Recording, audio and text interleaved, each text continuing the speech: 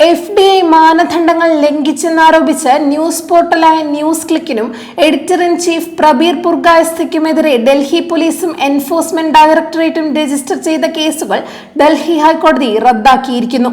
ഡൽഹി പോലീസിന്റെ സാമ്പത്തിക കുറ്റകൃത്യ വിഭാഗം രജിസ്റ്റർ ചെയ്ത കേസ് തുടരുന്നത് നിയമവ്യവസ്ഥയുടെ ഗുരുതര ദുരുപയോഗമല്ലാതെ മറ്റൊന്നുമല്ലെന്ന് വ്യക്തമാക്കിയാണ് കേസ് തള്ളിയിരിക്കുന്നത്.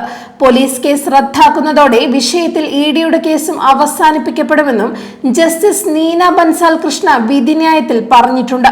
ന്യൂസ് ക്ലിക്കിന്റെ മാതൃകമ്പനിയായ PPK news click studio limited 2018-19 USA-യിൽ നിന്ന് 9.59 കോടി രൂപയുടെ നേരിട്ടുള്ള വിദേശ നിക്ഷേപം സ്വീകരിച്ചുവെന്നും ഇത് സർക്കാർ ഖജനാവിന് നഷ്ടമുണ്ടാക്കിയെന്നും ചൂണ്ടിക്കാട്ടിയാണ് കേസ് രജിസ്റ്റർ ചെയ്തത്. ഇതിനെതിരെയാണ് കേസ് റദ്ദാക്കണമെന്നാവശ്യപ്പെട്ട് ന്യൂസ് ക്ലിക്ക് കോടതിയെ സമീപിച്ചത്. നിക്ഷേപം ഒരു സാമ്പത്തിക തീരുമാനമാണെന്നും അതിൽ ഒരു ക്രിമിനൽ കുറ്റവും പറഞ്ഞിട്ടില്ലെന്നും ഡിജിറ്റൽ മീഡിയയിൽ FDA സ്വീകരിക്കുന്നതിന് പരിധിയില്ലെന്നും കോടതി വിധിച്ചു. കേന്ദ്ര വാർത്താ വിതരണ പ്രക്ഷേപണ മന്ത്രാലയത്തിന്റെ മറുപടി ഉദ്ധരിച്ചാണ് കോടതി നിഗമനത്തിലെത്തിയത്.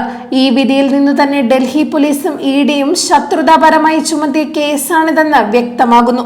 BJP അധികാരത്തിലെത്തിയതിനു ശേഷം വിവിധ അന്വേഷണ ഏജൻസികളെ ഉപയോഗിച്ച് രാഷ്ട്രീയ എതിരാളികളെയും സ്വതന്ത്രമായി അഭിപ്രായം പറയുന്നവരെയും വിമർശനമുന്നയിക്കുന്ന മാധ്യമ സ്ഥാപനങ്ങളെയും വേട്ടയാടുന്നുവെന്ന ആരോപണം വ്യാപകമാണ്.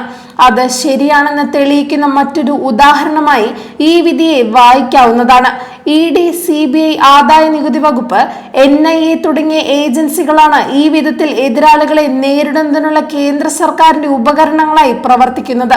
ഇപ്പോൾ തന്നെ നിയമസഭാ തെരഞ്ഞെടുപ്പ് കഴിഞ്ഞ് BJP അധികാരത്തിലെത്തിയ പശ്ചിമ ബംഗാളിലെ പ്രതിപക്ഷ കക്ഷിയായ തൃണമൂൽ കോൺഗ്രസിന്റെ പ്രമുഖ നേതാക്കളെയും ജനപ്രതിനിധികളെയും ഈ ഏജൻസികളെ ഉപയോഗിച്ച് തങ്ങളുടെ വരുതിയിൽ നിർത്തുന്നതിനുള്ള ശ്രമങ്ങൾ നടത്തിക്കൊണ്ടിരിക്കുന്നത് നാം കാണുകയാണ്. വരുതിയിലാകാത്തവരെ വിവിധ കേസുകൾ ചുമത്തി നേരിടുന്നതിനുള്ള ശ്രമങ്ങൾ ഉണ്ടാകുന്നു. ഡൽഹി മുഖ്യമന്ത്രിയായിരുന്ന അരവിന്ദ് കെജ്രിവാൾ, മന്ത്രിസഭാംഗങ്ങൾ എന്നിവരെയെല്ലാം വിവിധ ആരോപണങ്ങൾ ഉന്നയിക്കുകയും അതിന്റെ പേരിൽ കേസെടുപ്പിച്ച് ജയിലിൽ അടയ്ക്കുകയും ചെയ്ത സംഭവങ്ങളുമുണ്ടായി. CBI ചുമത്തിയ എക്സൈസ് അഴിമതി കേസിൽ കഴിഞ്ഞ ഫെബ്രുവരിയിൽ റോസ് അവന്യൂ കോടതി കെജ്രിവാൾ ഉൾപ്പെടെ മുഴുവൻ പ്രതികളെയും വെറുതെ വിട്ടു.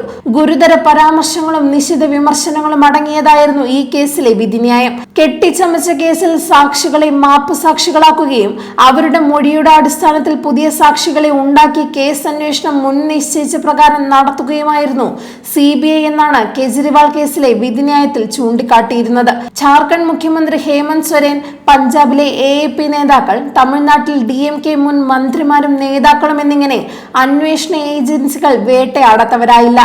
ഏറ്റവും ഒടുവിൽ കേരളത്തിലും പ്രതിപക്ഷ നേതാവിനെതിരെ തിരിഞ്ഞു.